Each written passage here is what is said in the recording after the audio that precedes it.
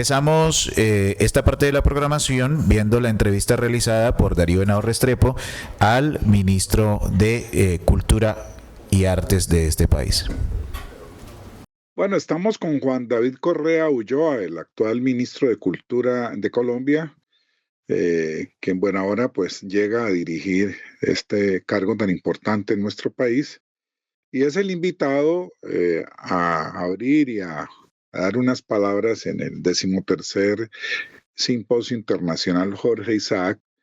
que en esta oportunidad estará dedicado a la patria literaria eh, para sentar las bases de la historia crítica de la literatura colombiana. Este es un proyecto que la academia viene acariciando desde finales de los años 90. Tuvimos aquí al maestro Noé Yitric, quien vino a la Universidad Nacional, al seminario que yo estuve sobre qué es historiar una literatura, y nos trajo el primer volumen del proyecto argentino que era Historia Crítica de la Literatura Argentina. Era el volumen 10, Irrupción de la Crítica, y por ahí empezamos nuestras inquietudes. Ya hicimos varios encuentros. Yo creo que nos hemos puesto al día en las regiones con nuestras historias, con las más importantes expresiones de nuestra literatura. Y hay una importante, dijéramos, recorrido en Colombia como para ir retomando esto nuevamente en otras condiciones en este ya muy iniciado siglo XXI. Como sé que tú eres un hombre de letras, has estado en las letras y has funcionado tu vida para la literatura. Estudiaste como yo literatura en la Universidad de los Andes, yo en la Universidad del Valle, y toda la vida hemos lidiado con escritores, con novelas, con teatro y con todo lo que tenga que ver con la literatura. Entonces hoy vamos a hablar contigo de la experiencia literaria y darle un poco la orientación hacia lo que significa de todas maneras historiar la literatura. Yo empiezo por decirles que a los que nos están oyendo que la experiencia literaria como hombre de letras de Juan David ha sido bastante amplia. Ha estado en Fundalectura, en la Biblioteca Nacional, ha sido periodista cultural en El Espectador, en revistas como Semana, en Arcadia, que estuvo una revista muy importante. Después fue el editor general de Planeta. Tiene una propia editorial independiente que me parece El Peregrino Ediciones. Estuvo pues de director de cultural de la Feria del Libro de Bogotá. Entonces, empecemos, Juan David, agradeciéndote que hayas aceptado esta entrevista para el 13º Congreso La Patria Literaria aquí en la Universidad del Valle en Cali. Empecemos hablando de tu experiencia ya como hombre de letras, es decir, que nos cuentes todo esto que ha sido, qué ha significado para ti esta dedicación, no solamente en el oficio de escritor, sino editor y crítico, que es a lo que nos interesa, pues nos des tus opiniones. Bueno, gracias Darío y gracias a todos allá en la Universidad del Valle al encuentro por invitarme. Lamentablemente, pues no puedo estar porque la agenda de viajes me lo impide. Me hubiera encantado, pero lamentablemente pues no alcanzo a llegar. Sin embargo, agradezco que podamos tener esta conversación porque, como lo dices, creo que es un tema de vital interés para mí. Creo que el proyecto que se proponen desde la universidad y desde el Centro Jorge Isaacs y desde todos los temas, departamentos y dependencias de la universidad es un proyecto que celebro. Hace mucho tiempo no se emprendía un proyecto historiográfico sobre la literatura colombiana. Ha habido diversos abordajes en ese aspecto, pero creo que tenemos una orfandad por lo menos de 25 o 30 años sin emprender un proyecto que deja por fuera pues buena parte de la producción que se ha hecho en este siglo, de esa manera ambiciosa como lo quieren hacer ustedes, por supuesto, y buena parte de los años 90, que creo que son años que sirven para el análisis y seguramente de los cuales vamos a hablar en un rato, porque creo que es unos años que suponen una bisagra para nuestra literatura y que creo que habría que mirarlos también no solo con un juicio estético, sino con un juicio político, económico, que también afectó o influenció ciertas literaturas de aquí. Yo estudié literatura, como dices, en la Universidad de los Andes, pensando en que estudiando literatura me iba a convertir muy rápidamente en escritor, y evidentemente lo primero que me di cuenta es que, pues, que eso no iba a suceder de esa manera. Uno en esos años, de los años 90, uno estudiaba esta carrera con esa convicción y pronto se da cuenta que el horizonte que le abría de posibilidades dicho pregrado era sobre todo para dedicarse a la academia. Yo evidentemente nunca tuve expectativas, ni las he tenido, respetando y queriendo mucho a todos mis amigos profesores y profesoras, maestros y doctores y doctoras. No tenía expectativa de convertirme en eso, así que muy pronto organicé un poco mi vida, todavía lo permitía la carrera de literatura en la Universidad de los Andes porque se había recién separado. Antes uno estudiaba filosofía y letras. Yo alcancé a hacer solo un semestre de filosofía y letras. Se separó la carrera y literatura quedó en una especie de limbo en formación que creo que me convino mucho porque pude hacer muchos seminarios de autor, que era lo que más me interesaba, y esos seminarios de autor diversos, como, no sé, pensando en un seminario de Humberto Eco, me lo convalidaban como teoría literaria uno. Un seminario de Thomas Mann me lo convalidaban como literaturas europeas uno. Y así sucesivamente se fueron cruzando en mi vida profesores, cursos, lecturas, pues que me fueron formando como lo que yo quería hacer en el fondo, que no me defino de otra manera que como un lector que quiere escribir, como un lector convencido de que los libros son posibilidades que engrandecen nuestras vidas, que las dotan de capacidades únicas, que nos permiten conversar como ninguna otra actividad humana. Así que, digamos, mi definición esencial es la de lector. Vengo de una familia de lectores. Mi madre y mi padre son muy lectores. Mi padre también fue editor. Es un intelectual, sociólogo colombiano. Y mi madre es una abogada lectora de tiempo completo. Así que tanto mi educación sentimental como mi educación universitaria se abocaron a esa idea de vivir entre y para los libros, diría yo. Así que al graduarme, antes de graduarme en la universidad, cuando comprendí que no iba a poder vivir rápidamente los libros como yo me imaginaba y no iba a poder escribirlos tan fácilmente como yo imaginaba, lo que me empezó a pasar es que descubrí en el periodismo la posibilidad de hacer algo que yo ya había definido unos años antes estudiando la carrera, y era que yo quería vivir de oficios que tuvieran que ver con la literatura.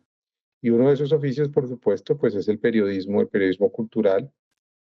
Gracias a Ramón Jimeno, a Gladys Jimeno, a la familia Jimeno, pude entrar a trabajar al Espectador como reportero, y ahí empezó mi carrera como periodista cultural. Y un poco lo que has descrito ahora de manera rápida y somera, pues es como el arco de cosas que he hecho, en las que me he desempeñado. Pude escribir algunos libros,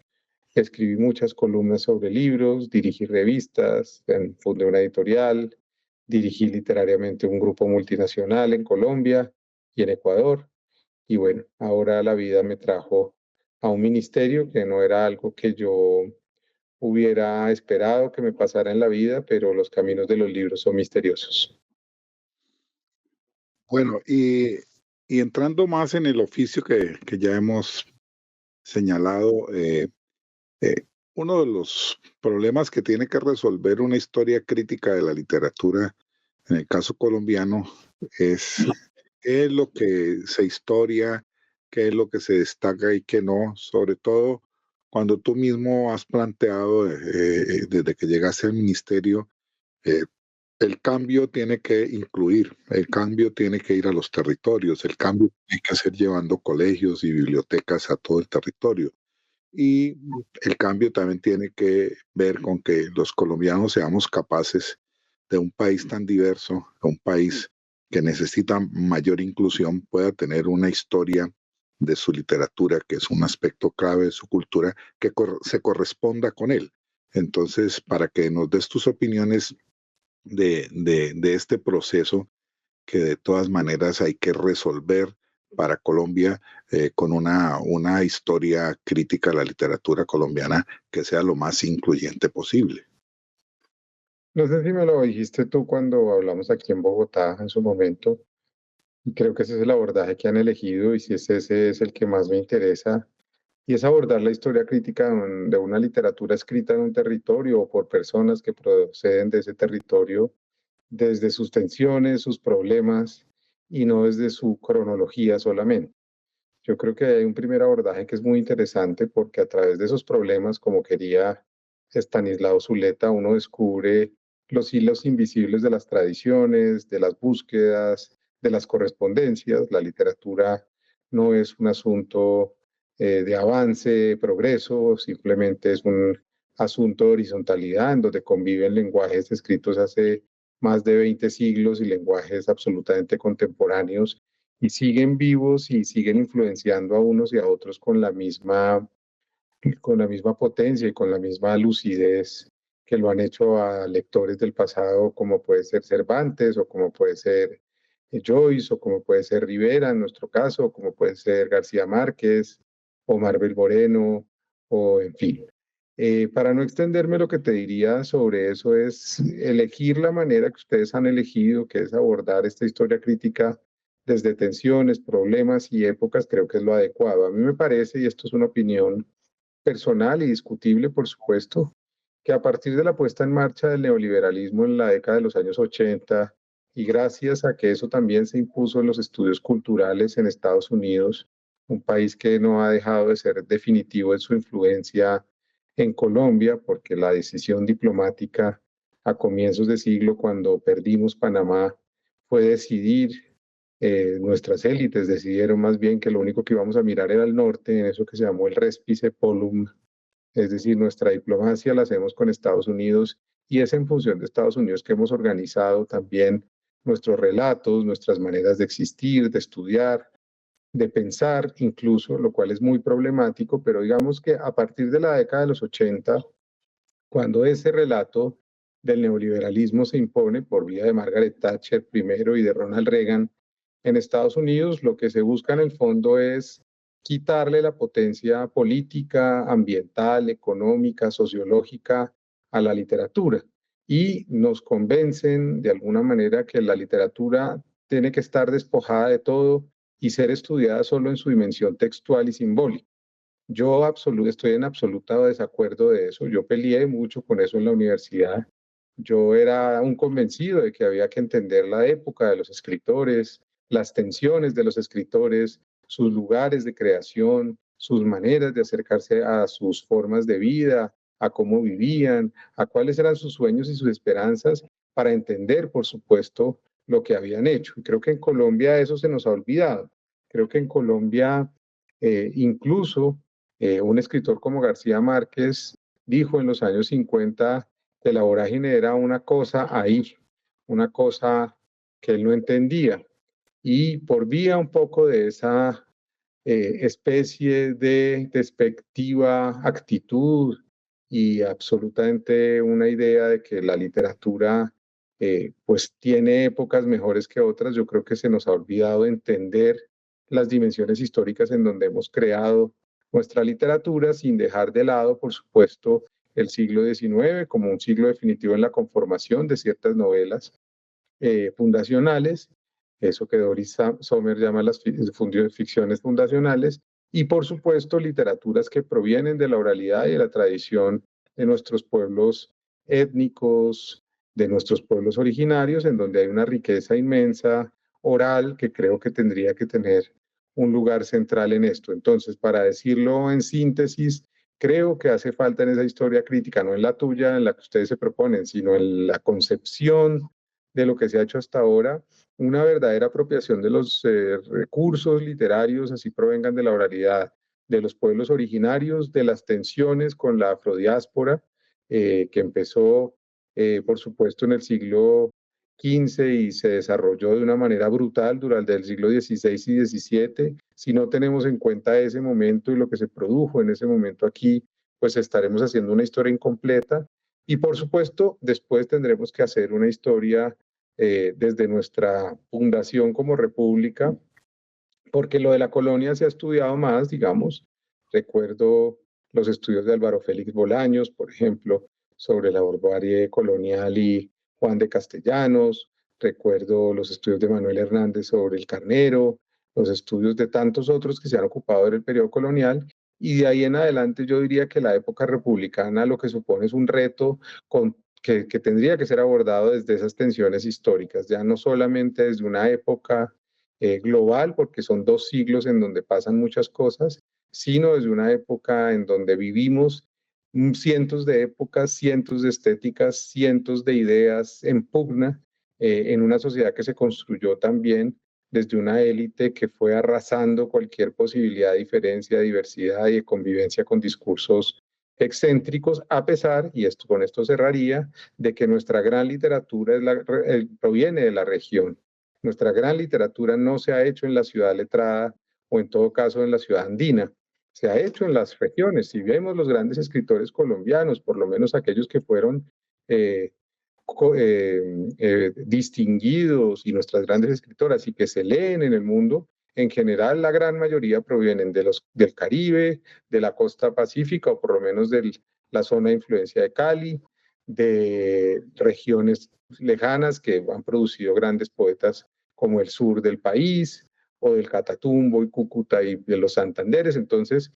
creer que la gran literatura se ha hecho en la zona andina, que es donde se ha instalado la élite, es otra de esas ficciones que que no hemos discutido lo suficiente como sociedad. Yo creo que hay muchos problemas en lo que acabo de decir, hay muchas preguntas y creo que eso es lo que le corresponde hacer a una historia crítica, empezar a hacerse preguntas difíciles para intentar responderlas desde diversos abordajes, miradas y sensibilidades, que creo que también eso es importante. ¿Quién va a contar esa historia? ¿Quiénes van a ser los elegidos para escribirla? ¿Desde dónde la van a escribir? No es lo mismo escribir esa historia seguramente desde un doctorado en una universidad norteamericana a desde alguien que ha estudiado en el territorio y ha vivido en el territorio y tiene también un corpus de lectura y una manera autodidacta de aprender. Entonces ahí hay miles de ideas que yo creo que se ponen en tensión con esto que ustedes van a empezar a hacer, pero insisto, yo lo celebro, yo no creo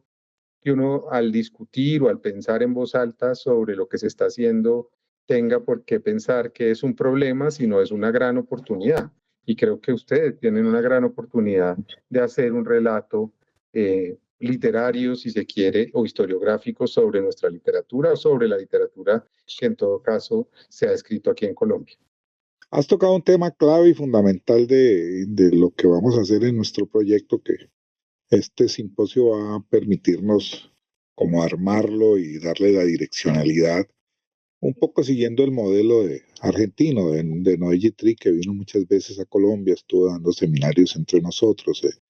la Universidad Tecnológica de Pereira, que es nuestra aliada, aquí en Cali, en la maestría. Por supuesto nos encontramos en Bogotá, en Cartagena. Sí, vino muchas veces en los últimos 30 años Noé Gitry y se volvió nuestro maestro. Y aquí la parte de la región es clave. Te voy a hacer una pregunta y es la importancia que ahora, después de que rescatamos Letras Nacionales completa, hicimos un seminario exclusivamente a eso, creo que ya cuando se está consolidando el sistema literario moderno colombiano, que tiene un antecedente en Mito y en algunas revistas de los años 40, yo creo que el esfuerzo que hizo Manuel ahí por las regiones fue fundamental, por los territorios. Hizo más de 15 números, de 42 números monográficos dedicados a la literatura de Caldas, a la literatura de Córdoba, a la literatura del Valle. Y de alguna manera empezó a ver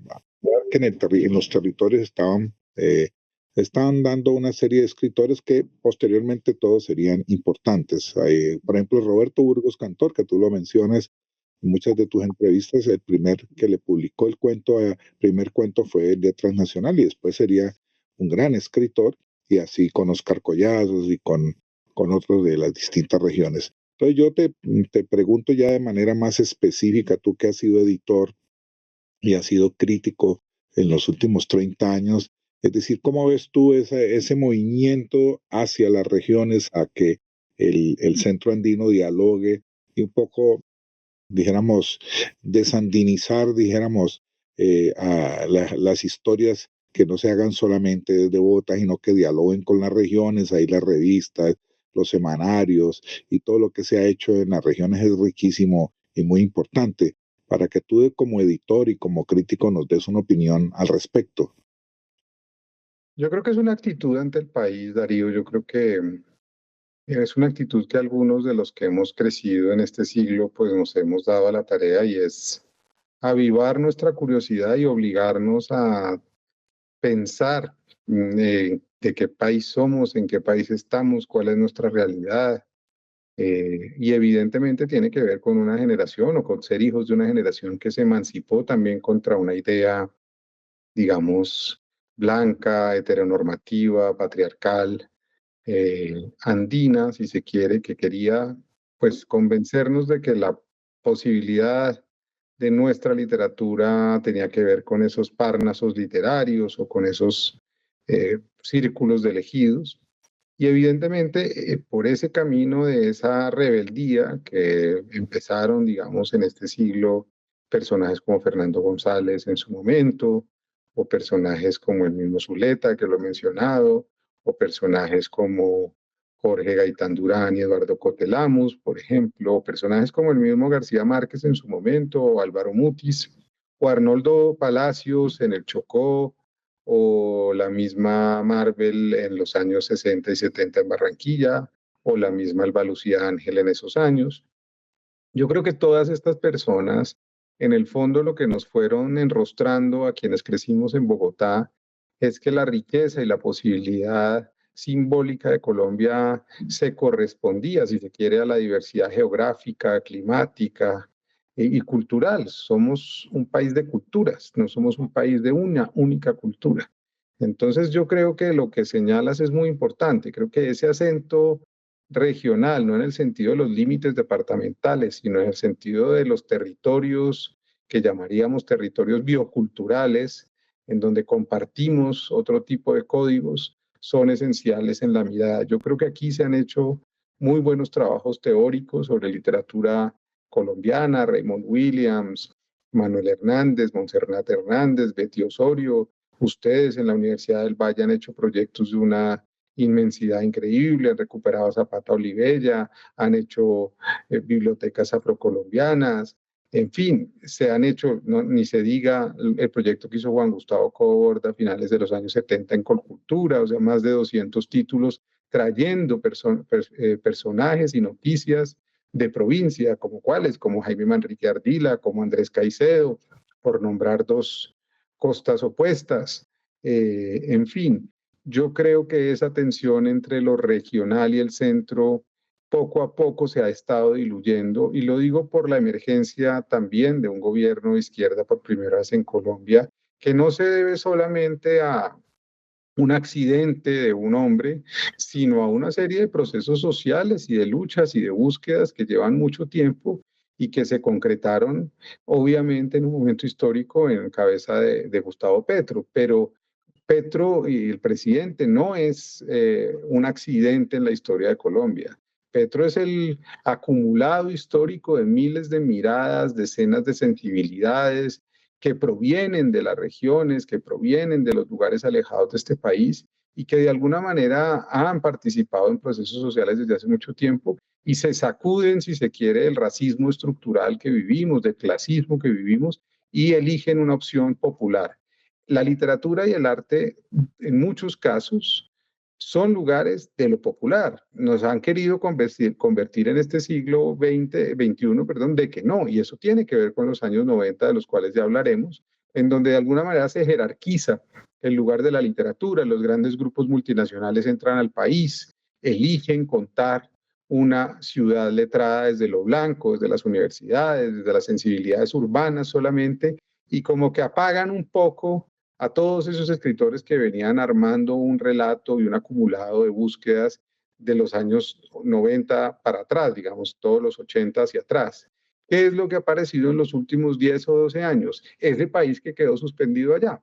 Esos otros relatos, ¿en quiénes? En nuevas sensibilidades. ¿Cuáles? Juliana Javier en el Eje Cafetero, Vanessa Londoño aquí en Bogotá, con novelas de una tensión y de una sensibilidad bastante extraña, bastante paradójica. ¿Cuál es el gran escritor, diría yo, o los dos grandes escritores de comienzo de siglo, cuando este proceso, digamos, de emancipación de esos escritores que pertenecían a la ciudad letrada empieza a ocurrir. Tomás González, que es un inmigrante, que escribe fundamentalmente novelas bucólicas del campo, de personajes un poco extraviados en el silencio, en las búsquedas espirituales, que van y vienen de ese estadio bucólico y de ese país de los años 50 y 60 que él creció, a los escenarios urbanos del migrante que ha perdido ese lugar. O Evelio Rosero, que es un escritor nariñense, que viene del sur, que crea una novela que yo creo que es una novela central en nuestra literatura, que es Los Ejércitos, y con ella de alguna manera desarma o empieza a desarmar un relato que es el relato de lo que estoy tratando de señalar, sin desconocer el valor de ese relato. Lo tiene, lo que Héctor Abad llamó La Sicaresca, tiene novelas interesantes, pero hubo un momento, digamos, entre el año 94 y el año 2010, que coincide con la salida de Álvaro Uribe del poder, en donde el país entra en una tensión con la literatura, y la literatura que se publica, se promueve y se cree que es la verdadera literatura colombiana es una literatura blanca, con códigos y géneros que obedecen a una idea eurocentrista y decimonónica de la novela, muy de alguna manera iluminada por la figura de Mario Vargas Llosa en América Latina y de esa generación que se llamó Macondo, con MC, que quería romper, digamos, los lazos con eso que se suponía era lo real maravilloso, y con esa otra generación en México que se llamó la generación del crack, que ventilaba a los cuatro vientos que los latinoamericanos no estábamos condenados a mirarnos a nosotros mismos, sino podíamos hablar del nazismo, de cosas que fueran lejanas a nosotros. Y yo creo que ahí no había una discusión seria en el sentido de que los temas de la literatura no son el problema. El problema son las posibilidades estéticas y el lenguaje que existen en cada literatura. Yo dejaría por ahí, porque sí sé que el tema es muy amplio. Bueno, en los años 90, en algunas otras entrevistas y cosas que te he leído, son fundamentales en esto que estamos hablando, y quiero que nos hables un poco del papel que pueden jugar en este momento tan importante. Primero, las revistas literarias, que son de alguna manera una instancia de consagración, de primera mirada a las obras que van apareciendo, y ahí la labor del crítico es fundamental. Es decir, sin buena crítica literaria en las revistas es muy difícil, y además eso se va conjugando con el movimiento editorial y con algo que se da en Colombia de manera muy importante y positiva, que es el papel que está cumpliendo la academia. O sea, yo creo que Colombia desde los años 90 y para adelante fue consolidando las maestrías y doctorados en literatura, y eso ha ido generando revistas especializadas. Es decir, ha ido generando una mirada rigurosa del acontecer literario. Entonces, sobre todo para que nos hables de tu experiencia como editor y como crítico de lo que es este proceso. Ahí hay una paradoja, o por lo menos yo siento que es una paradoja, y quizás la paradoja se cae porque alguien me demuestre rápidamente lo contrario, pero digamos es un poco lo que yo he tratado de construir en mi mirada sobre la literatura del país. Y es, mientras el mundo en los 80 y 90 radicaliza el neoliberalismo, y a partir del 90 pues con mucho más acento por la caída del muro y lo que llamó Fukuyama supuestamente el fin de la historia, en ese momento pues ese neoliberalismo se radicaliza a unos límites brutales. Digamos, se privatiza el espacio público, se privatiza el espacio de la literatura, de la creación, se convierte la literatura en una industria que debe producir al ritmo frenético del capitalismo, y eso evidentemente va en desmedro de muchas cosas. Como la industria necesita producir a ese ritmo, el único lugar de resguardo, paradójicamente, aunque son las universidades norteamericanas las que promueven ciertos discursos posmodernos de cierta fragmentación de los relatos, en donde los textos tienen que hablar por sí solos, paradójicamente son las universidades colombianas y las universidades públicas las que resisten y de alguna manera conservan y guardan y tienen una mirada sobre eso que podríamos llamar, entre comillas, el pasado o el canon literario colombiano. Es decir, la vorágine es una novela que se deja de leer y se escolariza, y el único lugar que tiene de estudio durante 20 o 30 años es la universidad pública. Las estrellas son negras, se deja de leer en Colombia 40 o 50 años y el único lugar en donde se sigue leyendo y enseñando es la universidad pública. Oh Gloria Inmarcesible, Alba Lucía Ángel o Estaba la pájara pinta es una novela que se deja leer desde su publicación y que el único lugar en donde se lee es la universidad pública.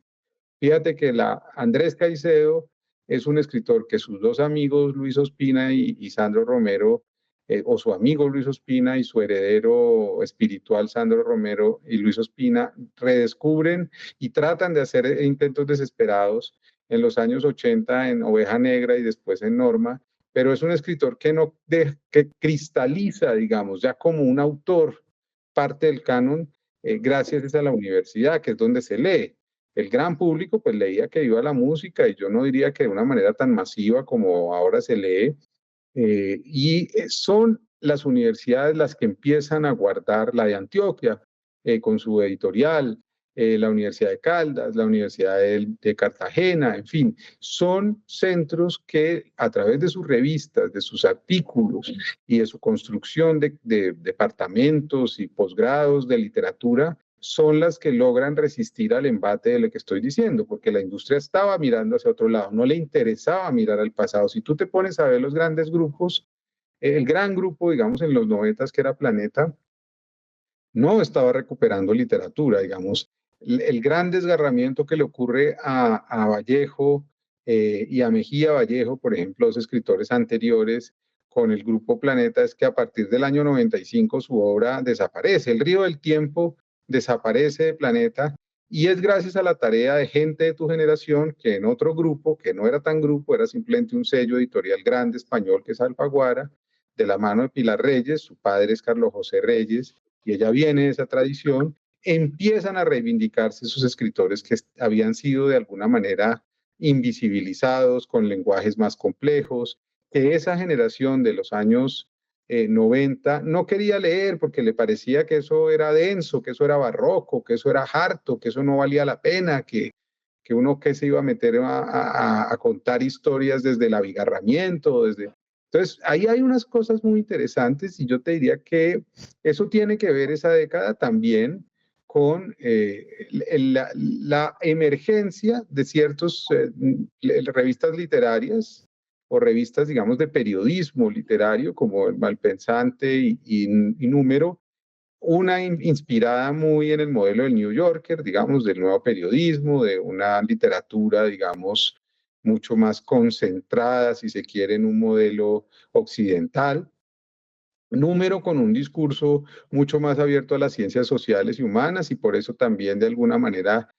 los literatos no la consideraban una revista tan literaria. Y en esa década y desde mediados de los 80, pues la gran tarea que hizo Juan Manuel Roca y Marisol Cano en el Magazine del Espectador con Guillermo González antes de que llegara Número, yo creo que esas son las tres grandes revistas de los 80 y 90. Si miramos hacia atrás nuestra tradición de revistas, pues es muy importante. Creo que todos reconocemos que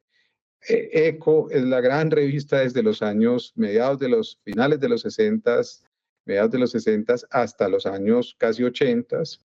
Y antes, por supuesto, está el Mito de Mito, que es la gran revista que contesta desde la burguesía a la burguesía misma, que es una estrategia que le ha tocado vivir a esta sociedad en varios momentos. Es decir, si no hay burguesía dispuesta a rebelársele a la propia burguesía, es muy difícil fracturar ciertos discursos de poder. Recuerda los ensayos que hay en Mito sobre las prostitutas, sobre las enfermedades sexuales, sobre la homosexualidad.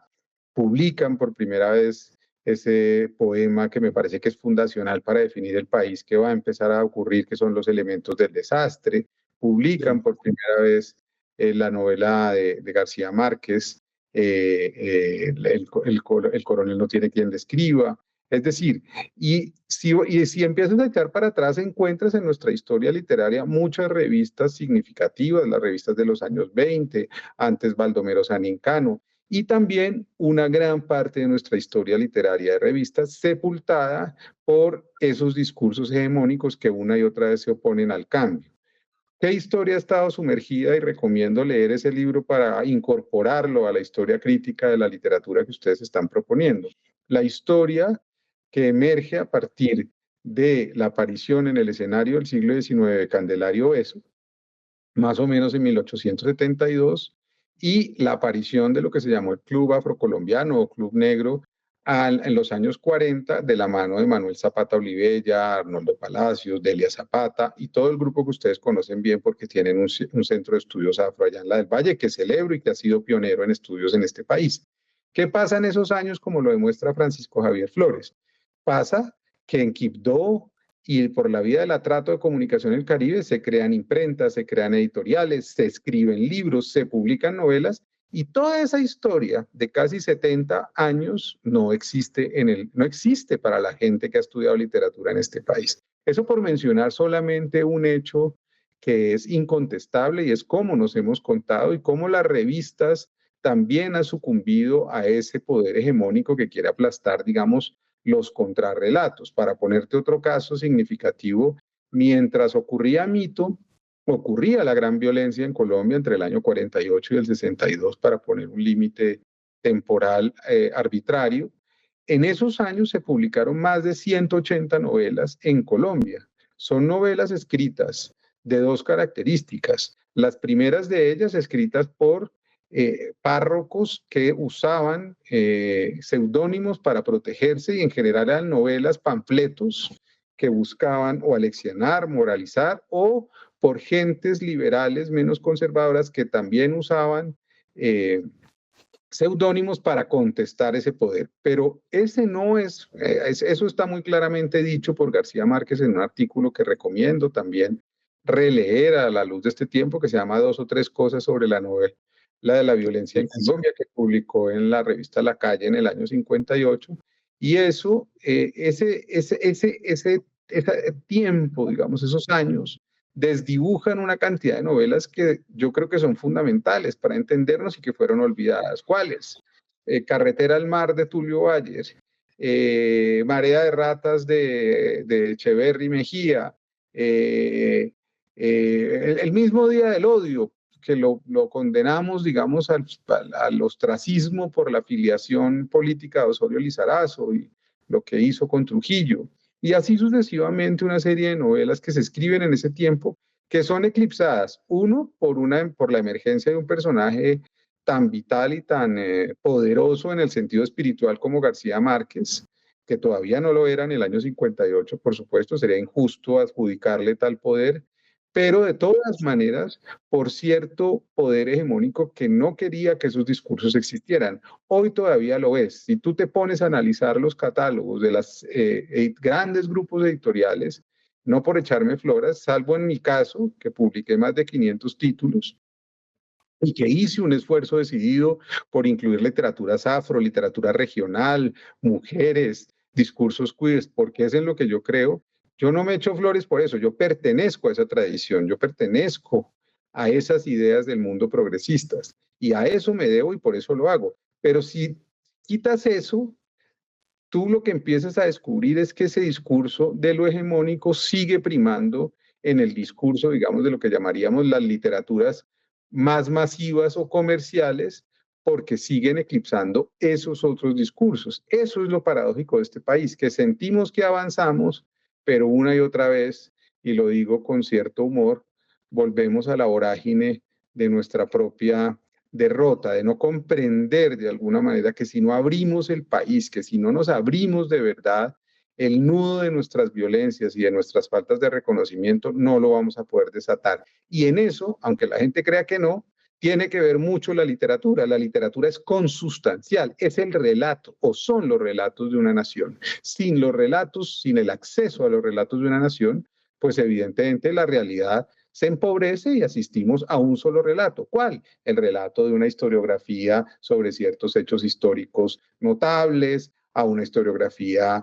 literaria sobre el fenómeno del narcotráfico, al relato de una historiografía literaria sobre ciertas formas urbanas, burguesas, y nos perdemos de cientos de lenguas, de maneras de decir, de expresar, de sentir, y de mirar el mundo, que es lo que expresa o que podría expresar la diversidad literaria de un país como el nuestro. Bueno, has señalado una cosa que es clave y fundamental para lo que nos estamos proponiendo. Realmente hay que rescatar el gran relato de la literatura colombiana, que son muchísimos relatos que tienen que ver con sus territorios, con sus gentes, con su diversidad. Creo que eso es fundamental y es como nuestro objetivo, sobre todo porque la experiencia que hemos recibido del proyecto argentino, pues también no lo indica. Yo nunca lo escondo porque es el proyecto más ambicioso desde este punto de vista que se ha hecho en lengua española en las últimas décadas, en la historia crítica de la literatura argentina. Pero eso me lleva a algo que tú como crítico y como hombre de revista y como editor, y es rescatar todas esas voces y al mismo tiempo hacer relecturas y poner en su lugar escritores. Las élites regionales también y nacionales, por ejemplo, mal leyeron a Isaac y lo dejaron reducido a una forma bastante pía de valorar María, y nosotros rescatamos toda su obra y es extraordinaria. Creo que es el intelectual más importante por su obra del siglo XIX. O por ejemplo lo que se hizo con Carrasquilla, que se lo encasquetó y como costumbrista es un novelista extraordinario.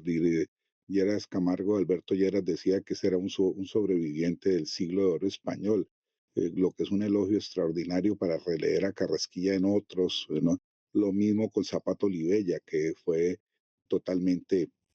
eh, ocultado, dijéramos, de los grandes manuales y todo lo que él hizo. Y así podemos coger una serie de escritores regionales que hoy se están rescatando. De todas maneras, lo que yo te pregunto aquí es la importancia de reestructurar, de volver a mirar y de hacer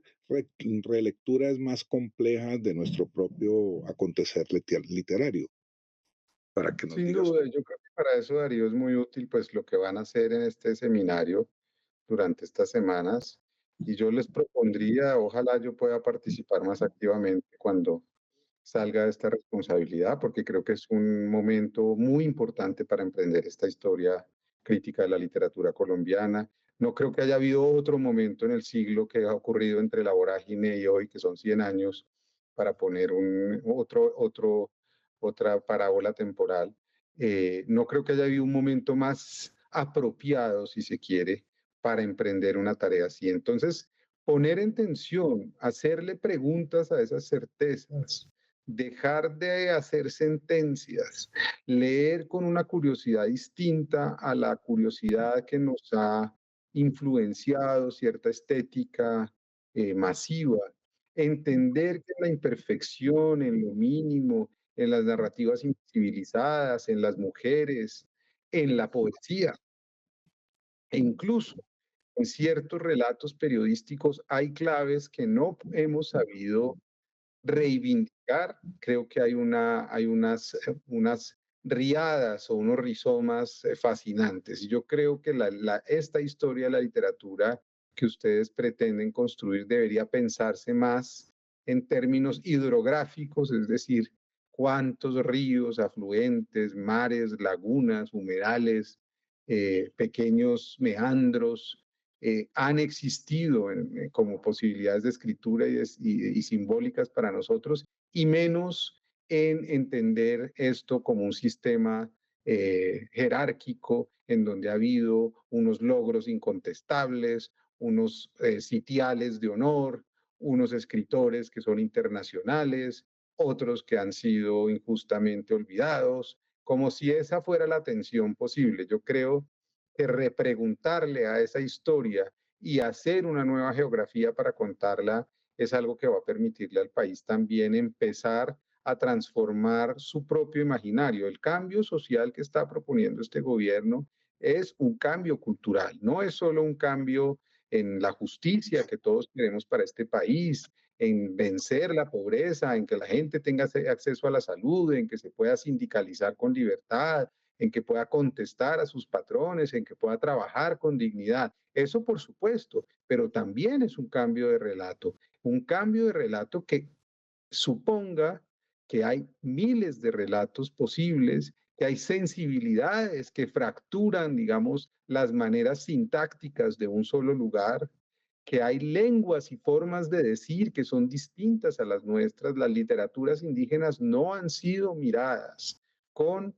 verdadera atención por este tipo de historias críticas literarias. Las han sido por antropólogos, sociólogos. En el Caro y Cuervo hay un gran acervo. Yo creo que sería muy importante y meritorio invitar al director del Caro y Cuervo, se lo voy a mencionar si aún alcanzan, para que estuviera allí, o a la Está gente que... invitado, estaba hablando de Juan Manuel Espinosa, está invitado y va a tener una ponencia Me alegra mucho porque en el Caro y Cuervo hay una gente que ha hecho un proceso durante estos últimos 6 o 7 años muy interesantes, y considerar otra cosa en esa geografía o esa hidrografía que yo propongo para la posibilidad metodológica de abordar los estudios críticos sobre la literatura colombiana, que esos ríos desembocan en el mar, que nuestra literatura no se agota dentro de unos límites geográficos, sino que ha sido también parte del mundo. ¿Cómo ha sido la apropiación de esas literaturas en el mundo? Martín Gómez, un juicioso literato que vive en Madrid, ha hecho estudios estupendos desde España sobre traducciones,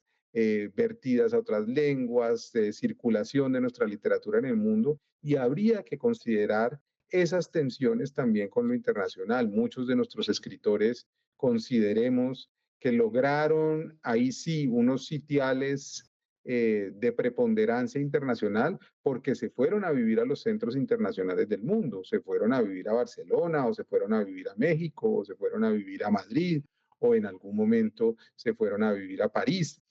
¿Por qué había que irse allá? Porque era el lugar en donde podía accederse a ciertas formas del privilegio, y vivíamos en un país parroquial y conservador que ahogaba y asfixiaba los discursos. Pero también por una idea y por un prurito que creo que se ha ido acabando, es que todo lo que estuviera lejos de aquí era mejor que lo de aquí. Había que despreciar absolutamente nuestro territorio porque aquí no había nada que valiera la pena, y es lo que nos han hecho creer las clases predominantes. Todavía cuando uno oye los relatos y los chistes y el humor de la radio, el tono sobre nosotros es muy así, es muy despectivo, es muy arrogante, las formas de hablar. Fíjate cómo contestan al presidente porque tiene una pronunciación distinta, porque habla con una entonación distinta que no es la entonación que le gusta al poder en Colombia. Ahí está la literatura está en esas formas dialógicas, en esas formas de expresión, en esas formas sintácticas, y creo que es desde ahí como vamos a poder empezar también a empezar a soñar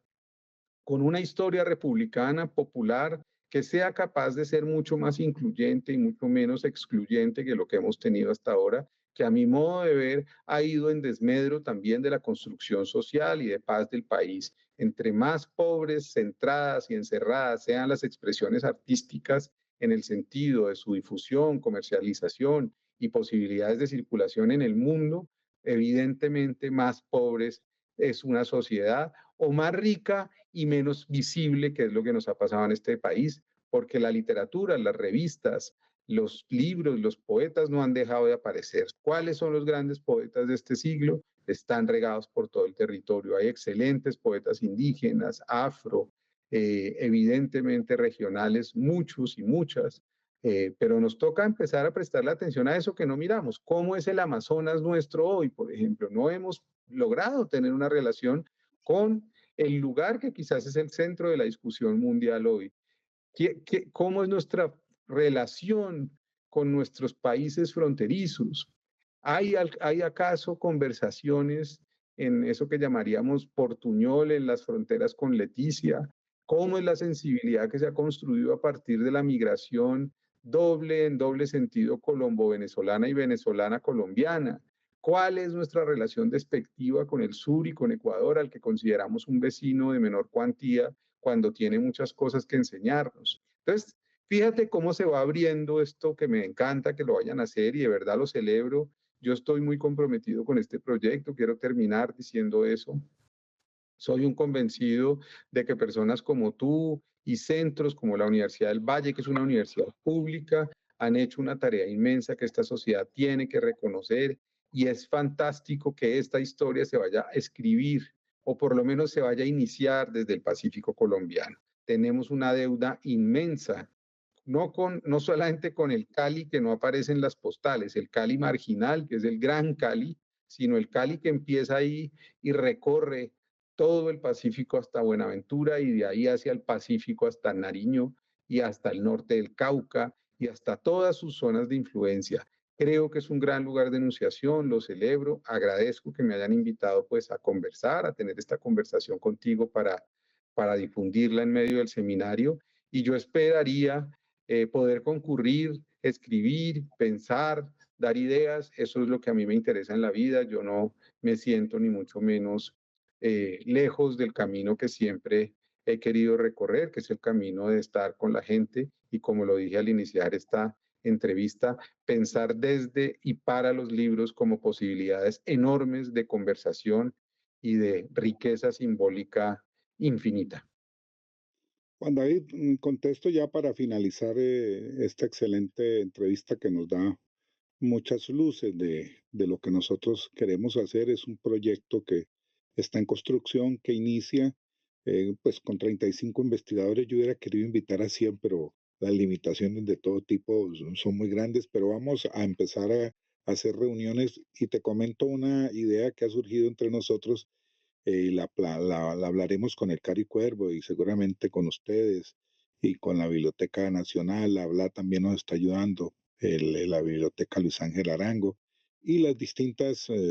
doctorados y maestrías del país. Esto lo iniciamos con el doctorado de Pereira, el doctorado de la Universidad del Valle, pero está la de la Antioquia, está la gente del Caribe, está la gente de Bogotá, de los Andes. Viene una persona que conoces mucho, Carolina Alzate, por ejemplo, que es una gran investigadora de nuestra literatura. Y por ahí te podría mencionar, pues te mando la